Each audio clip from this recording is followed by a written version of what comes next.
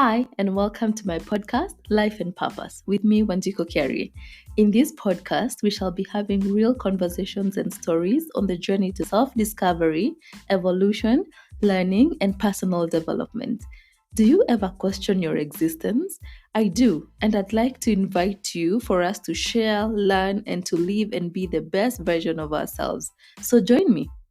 Welcome to the Life and Purpose podcast, Mercy.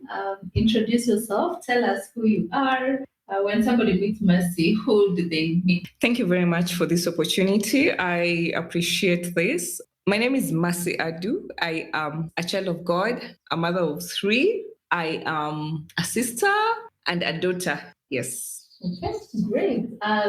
It's amazing how we met. Should we tell them?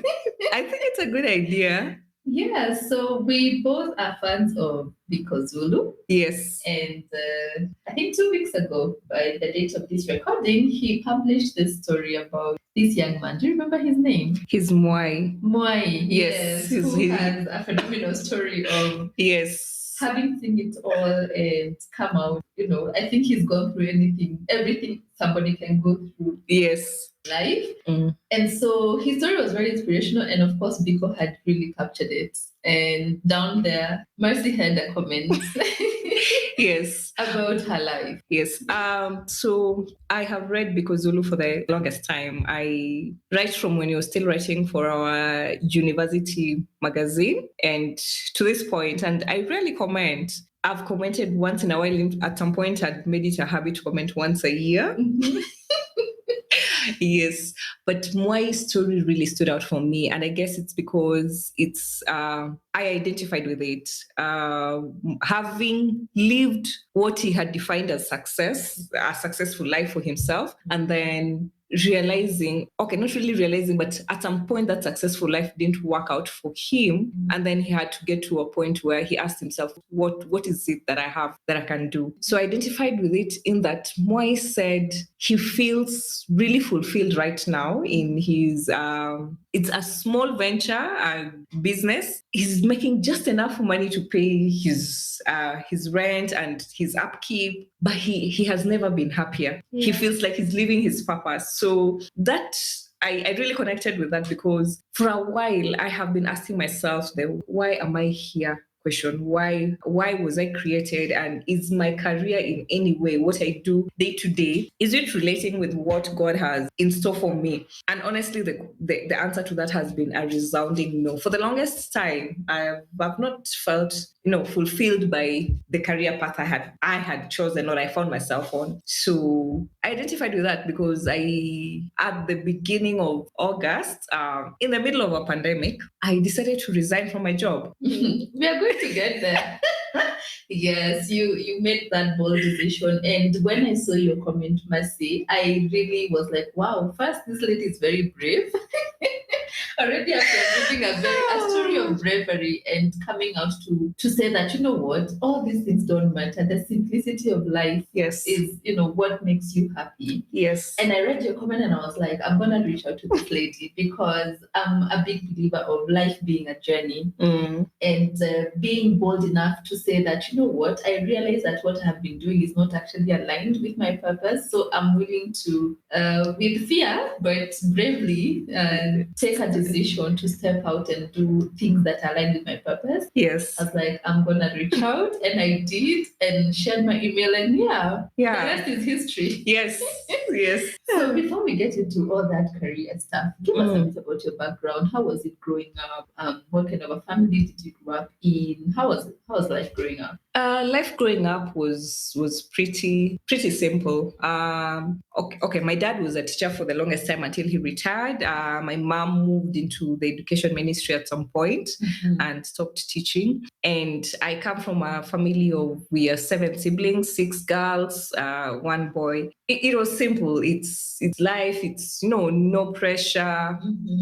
Really, it was a very simple life. A close-knit family, and I think the other thing is we have a tendency of the high achievers we like to call it, or rather I'd like to call it the Adu gene, high achievers. We want to, whatever we do, we need to achieve really, really high. And that has been driving me for the longest time. Yes. Wow. Yes. So when I was in high school, so by the time I was in high school, I had 3 dreams of what I want to get into as a career. And maybe that should have said something to me at that point, because really 3, that's quite a number. Yeah. So I wanted to be a computer scientist. I wanted to be a lawyer, and I wanted to be a model. Wow. So I wanted to marry the 3 somehow.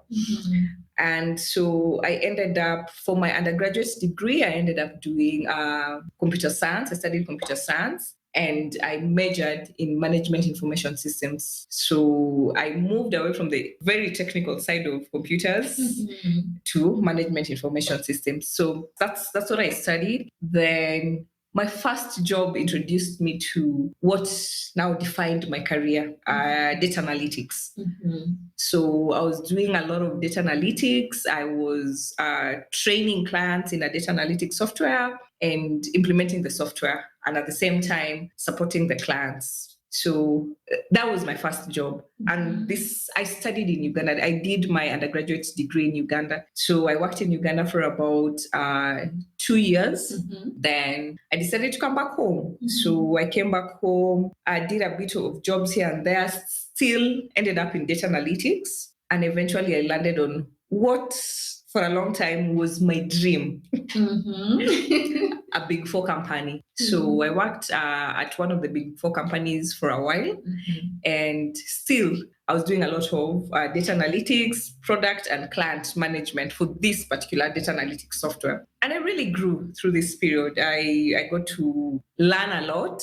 And because for the Big 4, there's a lot of consulting, so I got to learn many things in very many different areas.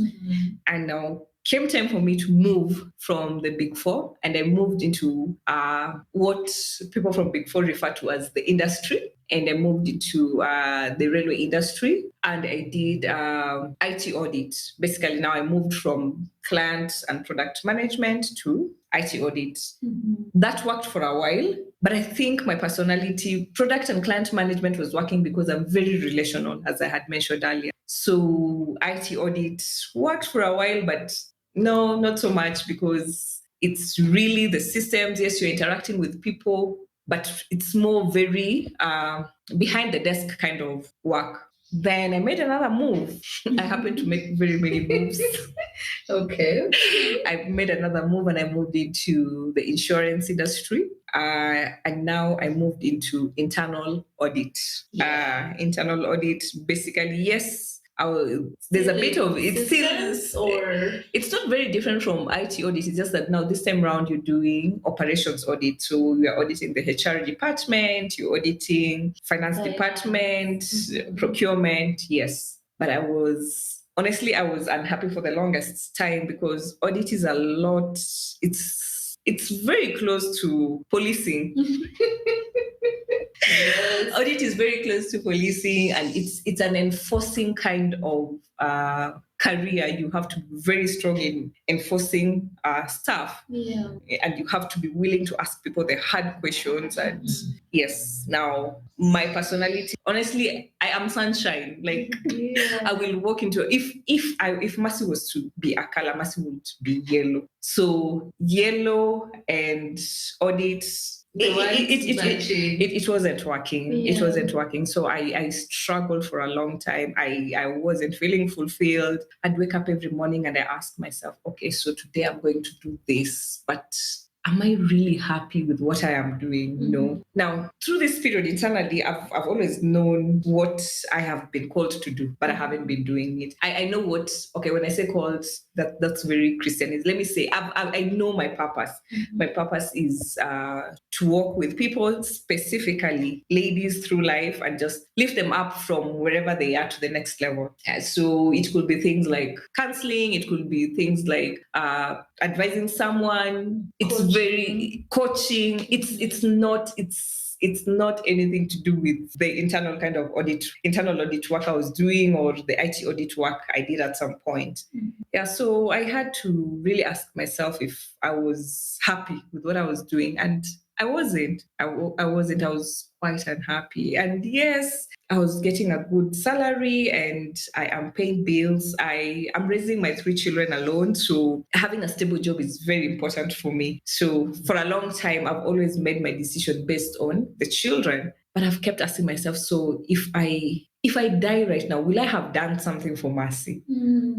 Is there a decision that I'd have made because of Mercy, or all that I'm doing is I am making my decision based on the children that I'm raising? And it's a good thing, and it's a responsible thing to make decisions, based on the fact that I have these 3 children that I'm raising. But I'd reached a point in my life where I was like, no, I need to live my purpose. I need to get into that which excites me. I want to be able to sleep at night and look at life and I'm like, wow, today was a good day. I had an impact on so and so's life directly. Yeah. So here I was, yes, I'm having an impact.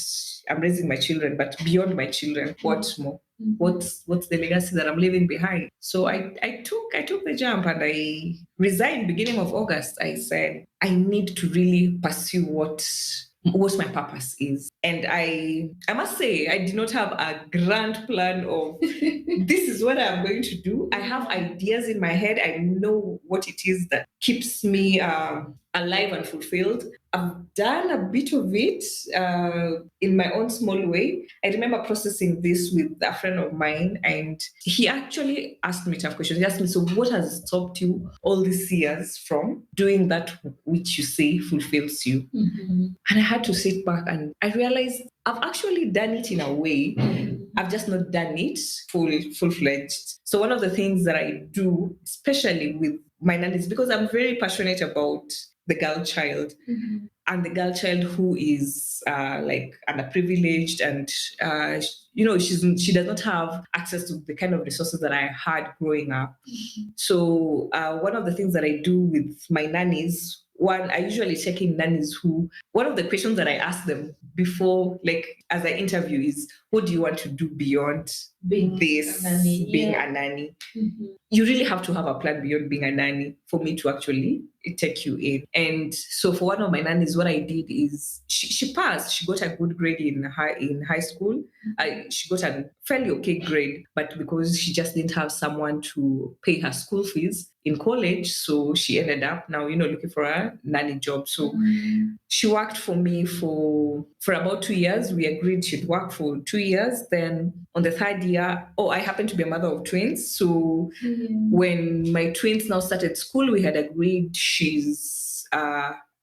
go to college. So I paid half her school fees, and as she'd been working for me, she was saving up her money also. So I paid half, she paid half, and last year she graduated at Kim. Wow. Yeah, and it's really amazing, Mercy. I think that for me was such a big. I look back at that and I'm like, I've changed. I've made an impact on one life somewhere. Yeah. She got a job. She's working now as an administrator. Then the other nanny, because sometimes I'll get one who maybe did not get all the way to high school. So this other one, when my son started school, we made arrangements. She wanted to do tailoring, so we made an arrangement with a local tailor. So she's, when my son is in school, I'm away at work, she'd go and do her tailoring. Yeah. Of course, it takes a lot of sacrifice, because now, for example, the one who was at Kim, it meant my Saturdays and Sundays were basically, I had to be at home and take care of all the, yes. Yeah. So sometimes it would mean I'm going to the market with with my 3 kids because they were too young to live in the house alone. And sometimes it was difficult, honestly. But now looking back, it was worth it. And now we've started having discussion with my current nanny. We had talked about this. She was supposed to join a teachers training college come next year. But yeah, COVID and all that, I'm still very unsure how that will work. But now we are trying to figure out if she can get a college within Nairobi. So she goes to college. And at the same time, and comes back home. So let's see. And that is what excites me. That is what fulfills me. So I want to walk into this. I'm yes, having a corporate job was very nice. It's secure, and I have a salary at the end of the month. I am certain I am going to be paid, but I had no fulfillment or joy out of it. And I think there comes a point in life where you ask yourself, there really has to be more to life. It can't be the rat race. I am paying bills. Every month I am paying bills, and I have this security and peace in terms of I am certain of where the next meal is going to come from. But I'm not having an impact. I'm not living out the life that I know I was created for. Wow. Yes. And I get that. And I think this is what really intrigued and excited me about you and your story. Because, a lot of us are probably stuck in jobs that we feel are not fulfilling and we are unhappy and the environment is not good for us. But you actually made them. That alone just shows that you have really probably thought about it. You have literally come full circle and discovered, Apana, there's more to life. What really pushed you to take that, to write that letter and say, you know what, I'm done? A lot. I guess also the fact that I'm feeling like I'm no longer young anymore. So I turn 36 in October, and I want in my 80s to sit and look back at life and know for a fact that I've lived a full life. Like I did not hold back. I don't have regrets in terms of the things I know I should have done, and they kept me up, and I was just too scared to step out. I suffered a lot from insomnia through this whole process, and I kept asking myself, so really there has to be more. So that just the fact that there really has to be more to life, that made me step out.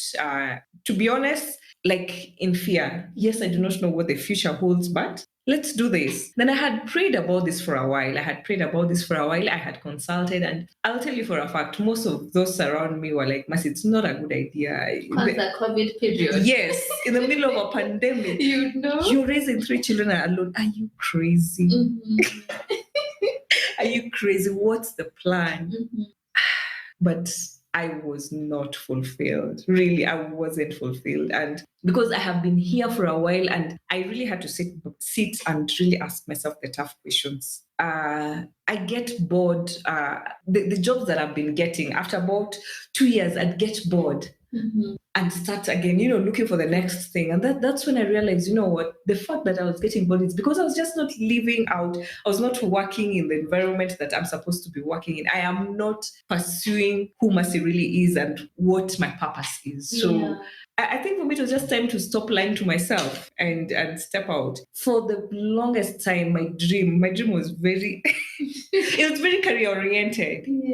I wanted to be on top 40 under 40, boardroom manenos, Olivia pop coats, red bottom heels. That was mass. That was mass. But I think growing up, and I say this growing up, I mean the years after my 30, like when I turned 30, I started realizing there's more to life than this corporate idea that I had planned in my whole head. So that drove me to just say, no, there's a lot more that I can do with who I am. God has given me gifts that I'm not putting to use. I'll be like one of those, the talent story. Yes. I was simply going to be this person who will return their talent. Yes, who's buried their talent.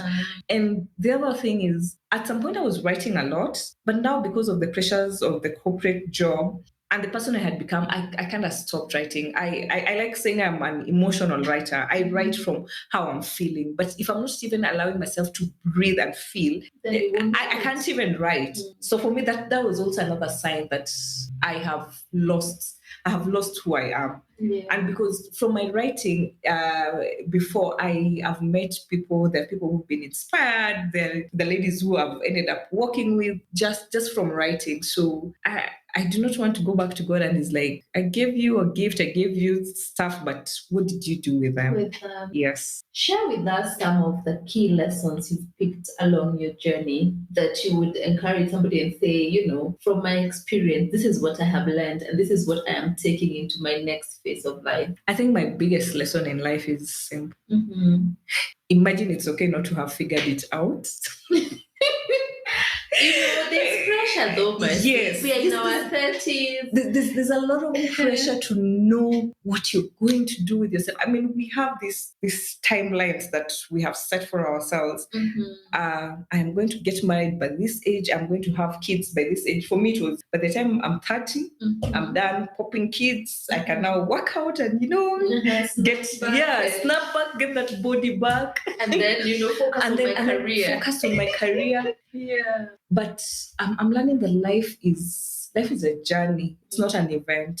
And most times the pressures of the world, what we see going on, really, we try to make it seem an event. The truth is, and especially because of, I think, our age, or let me say those of us who are growing up right now, there's a lot of pressure. What we see on social media really makes you think this is what life is. But the truth is, and I've seen this quote being put so many times, but I don't think as human beings we are allowing it to settle in our heads. Life is not about social media. What people put up on social media really are their successes. No one is putting up their failures. No one is putting out the places, the areas where they failed and they had to rise again. So for me, my biggest lesson has been, 1, it's okay not to have figured it out. Yeah. 2, decide for yourself what success looks like. That's and powerful. Write it down. That's powerful. Write it down. Because we look at success differently. And it's okay for success to keep changing, for how success looks like to you to keep changing. Yeah. In my 20s, it was the red bottom heels, Olivia Popcourt, boardroom manenos. Really, let's get this done. To 40 and 40, like really big corporate kind of person. In my 30s, I'm finding that my joy and my success is, what I define as success is, 1, have I been a present parent? Have I been there for my children? And 2, whose lives have I impacted positively? That I can actually, directly, I can say I have worked with this lady and I've seen her move from here, from point A to point B, and she's now able to sustain herself, and maybe influence another woman and another woman. So for me, that is what success looks like. So just define what success looks like. And then I think lastly, I do not know who your audience is, but connect with your maker, connect with God. Like for me, God is very, very important. And it is the reason, the fact, my relationship with God is what actually helped me come to that decision to walk away from this job, because I kept asking myself, God has created me for a reason. Is this it? There has to be. And I constantly feel like there's a lot more, Mercy. There's a lot more. This is not it. Yes. So I love that you're willing to share your story even when you haven't figured it out. And one of the things I keep saying in this podcast is that life is a journey and we evolve. And it's okay to, acknowledge that you still have a long way to go in certain aspects of your life. Yeah? Yes. So any advice you would give to anybody struggling and feeling so discouraged about this growth phase of life, when things are not clear, when you don't know what the future holds, what would you say to that person? I've come to learn, you just need to be able to see the next step. So a while back, I went hiking on Ngong Hills, and the first time we did the hike, it was very bright, there was no cloud, and it was difficult to do that hike because I could see the distance ahead, and I was like, my goodness, I need to cover that distance. That's difficult. I don't think I'm going to make it. And now you start speaking to yourself, your mental state is like, that's so hard, am I going to make it? The second time we did the hike, there's a lot of fog. So you could not see ahead. All you could see was the very next step. You'd not be able to see like a long distance ahead. So what have I learned? That helped me understand that, you know what? Most times we really struggle with life because we want to see the grand picture, the 5-year plan. I need to be here within 5 years. And those are important. But just take the next step. Just face tomorrow. Just face tomorrow. And after facing tomorrow, when you're in tomorrow, face the next day and the day after and the day after.